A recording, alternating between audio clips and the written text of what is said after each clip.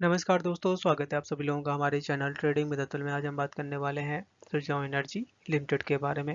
आपने नोटिस किया होगा कि इस बार के बजट के बाद भी इतनी अच्छी तेजी नहीं बन रही और लगातार गिरावट पे दिखाई दे रही है। मतलब एफआईआई लगातार यहाँ पे बेचते हुए देखे जा रहे हैं। इसके साथ साथ mister prime minister Narendra Modi, जो कि इस समय यूएस में कुछ डील भी हुई है, कुछ टैरिफ हाइक भी हुई है, उसका भी इम्पैक्ट बहुत ज़्यादा इंडियन मार्केट में दिखाई दे रहा है। इंडियन मार्केट ही क्या, ऑल ओवर वर्ल्ड के 100 कंट्रीज में इसका इम्पैक्ट दिखाई देगा।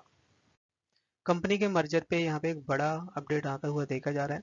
एक रोटर डायनामिक की कंपनी है जो कि ब्लेड बनाती है खासकर विंड टरबाइन के लिए, तो उसको मर्जर की अप्रूवल मिल चुका है। भले ही वो कंपनी थोड़ा सा फाइनेंशियली इतना अच्छा नहीं है, तभी है ये जो मर्जर यहाँ पे सुजलॉन यहाँ पे करती हुई देखी जा रही है। इसके साथ साथ यूएस में एक बड़ी डील होती हुई देखी जा रही है, खासकर न्यूक्लियर पावर प्लांट्स के बारे में इंडिया के साथ में। जैसे कि अभी आपने नोटिस किया होगा कि हर जगह चारों तरफ रिन्यूएबल एनर्जी के बारे में ही बातें हो रही थी और बजट में भी इसका अनाउंसमेंट किया गया था। बट इंडिया में न्यूक्लियर के ऊपर कोई भी ज़्यादा बात ही नहीं करता था। बट जब से ये अभी डील हुई है, उसके बाद से जितने भी पावर कंपनियां थी सब टूटते हुए दिखाई दे रही हैं, क्योंकि इंडिया में कोई प्लेयर ही नहीं है जो कि न्यूक्लियर पावर प्लांट पे काम करता हो। क्योंकि ये एक ऐसा सोर्स है इलेक्ट्रिसिटी पैदा करने का कि बहुत ज़्यादा इलेक्ट्रिसिटी प्रोड्यूस करता है। बट अगर डेंजर बाई बात की जाए तो बड़ा खतरनाक भी है। अगर इसमें ब्लास्ट होता है तो बहुत अनाप शनाप चीज़ें ख़त्म हो जाती हैं, तो ये एक डेंजर भी है। इसी वजह से इंडिया में इस पे ज़्यादा कोई काम नहीं हो रहा था। तो बहुत सारा इम्पैक्ट है जो कि आने वाले टाइम में कंपनी को देखने को मिल सकता है, खासकर इंडिया में। तो चलिए गाइस, शुरू करते हैं हम अपना वीडियो। साथ ही अगर आप लोग हमारे वीडियो के माध्यम से थोड़ी सी भी हेल्प हो रही हो तो प्लीज़ आप हमारे चैनल को सब्सक्राइब जरूर करें। लगातार मार्केट में बड़ी गिरावट देखने को मिल रही है। निफ्टी 50 है जो कि सुबह के समय 250 पॉइंट्स की गिरावट दिखा रहा था, बट क्लोजिंग दिया है 100 पॉइंट्स के साथ में। बैंक निफ्टी है जो कि 250 पॉइंट्स टूटा है। यहाँ तक कि स्मॉल कैप का इंडेक्स है जो कि सबसे ज़्यादा टूटा है और सबसे अच्छे रिटर्न्स भी यही देखने को मिले थे, 1500 पॉइंट्स की डाउन साइड। स्टॉक है जो कि इस समय ज़्यादा पिटता हुआ दिखाई दे रहा है। आप देख सकते हैं कि 5 करोड़ का वॉल्यूम बना हुआ है। कंपनी है जो कि Q3 के नंबर भी काफ़ी अच्छे पेश किए, बट उसके बावजूद भी पिटाई दिखाई दे रही है। फ्राइडे और थर्सडे का मार्केट बहुत ज़्यादा टूटता हुआ दिखाई दिया, क्योंकि यूएस में टैरिफ हाइक बढ़ाया जा रहा है। जितनी भी कंपनियां या जितने भी कंट्री डील करते हैं यूएस के साथ में, जिसमें 100 कंट्री हैं जिस जिस पे इम्पैक्ट आएगा जो यूएस टैरिफ हाइक कर रहा है।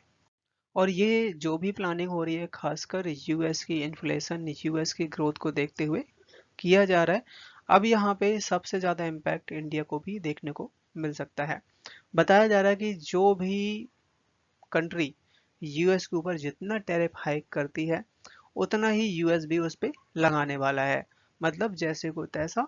और यहाँ पे इंडिया में जो टैरिफ हाइक बहुत ज़्यादा है, खासकर यूएस के लिए। वो गाइस इसलिए कि जाहिर सी बात है कि अगर टैरिफ हाइक बाहर के लिए ज़्यादा होगा तो अपने इंडिया में कंपनियां लगेंगी, फैक्ट्रियां लगेंगी, जिससे बिजनेस बढ़ेगा, लोगों को रोजगार मिलेगा। यहाँ पे ये भी बातें निकल के आ रही थी कि mister prime minister Narendra Modi और डोनाल्ड ट्रंप दोनों एक तरीके से बड़े दोस्त हैं और इससे इंडिया को काफ़ी फायदा हो सकता है, बट ऐसा कुछ भी नहीं हुआ। बताया ये भी जा रहा है कि डोनाल्ड ट्रंप का कहना ये है कि इंडिया में बहुत ज़्यादा टैरिफ हाइक है। अगर यहाँ पे यूएस की कोई भी चीज़ बेचनी होती है तो बहुत महंगा पड़ता है, और उसके लिए अभी एक हार्सले डेविडसन एक बाइक है जिसको बनाने के लिए इंडिया में प्लांट लगाया गया और यहाँ पे फिर उसके बाद उसकी बिक्री स्टार्ट हुई है। अदरवाइज इसको बाइक को बेचना ही बहुत मुश्किल था, तो इसलिए इंडिया पे भी ज़्यादा टैरिफ हाइक लगाया जाएगा। अब जिसकी वजह से जो भी आपका टेलीकॉम सेक्टर के लिए पार्ट इंपोर्ट होते हैं, सोलर के लिए पार्ट इंपोर्ट होते हैं, विंड के लिए पार्ट इंपोर्ट होते हैं, टेक्सटाइल इंडस्ट्री हो गया, मतलब जो भी ट्रेड होता है यूएस के साथ में, सब में आपको फाइनेंशियली दिक्कत हो सकता है। महंगा होगा कंपोनेंट, आप बाहर जाएगा, आप जो भी एक्सपोर्ट करते हैं, तो महंगा होने की वजह से अपने इंडिया का जो क्वालिटी है बाहर की कंट्रियों से मैच नहीं कर पाएगा। तो जाहिर सी बात है बाहर की चीज़ें बिकेंगी और इंडिया की बिकनी कम हो जाएंगी। उसकी वजह से अपने इंडिया के लिए ज़्यादा बेकार लग रहा है। बट एक बात ये भी है कि ठीक है, यूएस ऐसा कर रहा है, बट और भी पूरी दुनिया है यहाँ पे सामान बेचने के लिए, तो वो देखा जाएगा, धीरे धीरे करके सब सेट हो जाने वाला है। अब इसके बाद हुआ क्या है कि न्यूक्लियर एनर्जी स्टॉक जो कि 6% भागे हैं, क्योंकि यूएस और इंडिया की डील होती हुई देखी जा रही है कि इंडिया भी अब न्यूक्लियर पे काम करेगा, पावर प्लांट लगाएगा और उससे इलेक्ट्रिसिटी जनरेट करेगा। अब इंडिया में कुछ कुछ कंपनियां हैं जैसे BHEL, L&T या एक आध कंपनी और कोई कंपनी है ही नहीं, जिसकी वजह से जितने भी पावर स्टॉक थे सब में बड़ी तगड़ी पिटाई देखने को मिली। बताया जा रहा है कि 16 साल पहले यहाँ पे एक डील हुई थी इंडिया की, बट उस पर कोई काम नहीं किया गया, खासकर न्यूक्लियर एनर्जी पे। ये जो डील हुई है इंडिया और यूएस के बीच में, जिसमें बताया जा रहा है कि general electric and wasting house had express strong interest in India nuclear power reaction, मतलब कि बाहर की जो यूएस की कंपनियां हैं जो कि इंडिया में बहुत ज़्यादा इंटरेस्ट रखती हैं, जिससे वो यहाँ पे मैन्युफैक्चरिंग प्लांट लगा सकें। अब उसके चलते जितनी भी कंपनियां थी पावर सेक्टर से रिलेटेड, आप देख सकते हैं BHEL हो गया, सुजलॉन हो गया, अडानी हो गए, टाटा पावर हो गए, ABB India limited, Adani power limited, siemens limited, सब में बड़ी गिरावट दिखाई दी। सुजलॉन एनर्जी वीवी जो कि एक नीदरलैंड में इनकी कंपनी है, सब्सिडी कंपनी, जो कि यहाँ पे AE रोटर होल्डिंग वीवी के साथ में मर्जर होता हुआ देखा जा रहा है, और ये जो न्यूज़ है आपकी 14 फरवरी 2025 को आती हुई देखी जा रही है। फाइनेंशियली बात करी जाए तो ये जो कंपनी है लॉस में चल रही है, और इनका टोटल जो इनकम रहा है इस साल का 6 से 7 करोड़ का रहा है, मतलब ज़्यादा वैसा नहीं है कि हाँ बहुत ताबड़तोड़ नंबर हो, बट कंपनी है जो कि यहाँ पे इसको मर्जर कर रही है, मतलब कि खरीदती हुई देखी जा रही है। इसके साथ साथ कंपनी है जो कि 6,50,000 के आसपास नंबर ऑफ शेयर्स हैं जो कि अपने एम्प्लॉय को डिस्ट्रीब्यूट कर रही है, और जिसमें पर शेयर प्राइस है जो कि 5 रुपए के हिसाब से। आज के दिन स्टॉक ने हाई बनाया 54 रुपए का, लो बनाया 50 का, क्लोजिंग दी 51.14 पे 4.5% तक की बड़ी गिरावट दिखाई दी।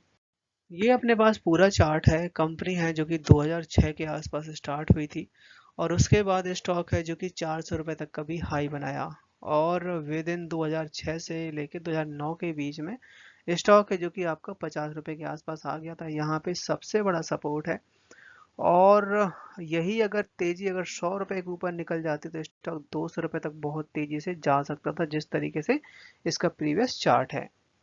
सुजलॉन एनर्जी है जो कि एक बहुत बड़ा ऑर्डर जीतती हुई देखी जा रही है ऑयस्टर रिन्यूएबल एनर्जी की तरफ से, और ये दूसरा ऑर्डर है विद इन 9 महीने के अंदर, मतलब 9 महीने के अंदर, मतलब एक और भी ऑर्डर इसी सेम कंपनी से सुजलॉन को मिलता हुआ दिखाई दिया था। कंपनी है जो कि 201.6 मेगावाट का रिन्यूएबल एनर्जी का जो न्यू प्रोजेक्ट है वो जीतती हुई देखी जा रही है, और इस समय कंपनी के पास 5.7 गीगावाट के ऑर्डर बुक पहुंच चुकी है। और ये जो ऑर्डर मिला है जिसमें टरबाइन की जो डिमांड करी गई है S144 की, जिसमें हर एक टरबाइन 3.15 मेगावाट की कैपेसिटी के साथ होगा, और जो यहाँ पे ओएस्टर रिन्यूएबल एनर्जी है इसके साथ सुजलॉन की जो पार्टनरशिप हुई है, इसमें 283 मेगावाट के जो प्रोजेक्ट हैं मध्य प्रदेश में लगाए जाएंगे, और आप सोच सकते हैं कि 216 मेगावाट के अभी मिले हैं, बाकी जो है वो हमें पहले मिल चुके हैं। यहाँ तक कि मैनेजमेंट है जो कि 6 फरवरी से लेकर करीबन 20 फरवरी तक बहुत सारी मीटिंग करने वाली है, और वो भी आप देख सकते हैं कि ICICI securities, Nomura, JM financial, Axis capital, यहाँ तक कि कोटक सिक्योरिटीज के साथ में। अब देखते हैं कि इसका क्या आउटकम निकल के आता है, या फिर ये हो सकता है कि फंड रेज के बारे में डिस्कस किया जा रहा हो। कंपनी है जो कि अपने सारे के सारे रिकॉर्ड तोड़ती हुई देखी गई है, और काफ़ी अच्छा प्रॉफिट भी इस बार आया था, करीबन 390 करोड़ का, जो कि पिछले साल के क्वार्टर में 203 करोड़ का था। तो काफ़ी अच्छे रिटर्न देखने को मिले हैं खासकर फाइनेंशियल में, और अगर इसी तरीके का यहाँ पे अर्निंग बनी रही तो कंपनी वो दूर नहीं कि 100 रुपए के भी ऊपर निकल सकता है। कंपनी है जो कि 350 से लेके 400 करोड़ का न्यू ब्लेड मैन्युफैक्चरिंग लाइन जो कि MP और राजस्थान में प्लान कर रही है, उसके लिए इन्होंने कुछ लैंड भी एक्वायर कर लिया गया है। इस सारे चीज डेवलपमेंट को देखते हुए मॉर्गन स्टैनली की तरफ से 71 रुपए पर शेयर के हिसाब से यहाँ पे टारगेट दिए जा रहे हैं। और कंपनी है जो कि 85 रुपए तक का भी हाई बनाया था। अगर बजट बहुत अच्छा आ जाता है तो स्टॉक है जो कि पहले वाले लेवल पे जाने से कोई नहीं रोक सकता। कंपनी है जो कि ओवरऑल 5 साल के अंदर अपना जो कैपेसिटी है जो कि डबल कर चुकी है। 48 मेगावाट था बिफोर 5 साल, जो कि इस समय 100 गीगावाट विंड एनर्जी कैपेसिटी बनाने की बात कही जा रही है, खासकर 2030 तक।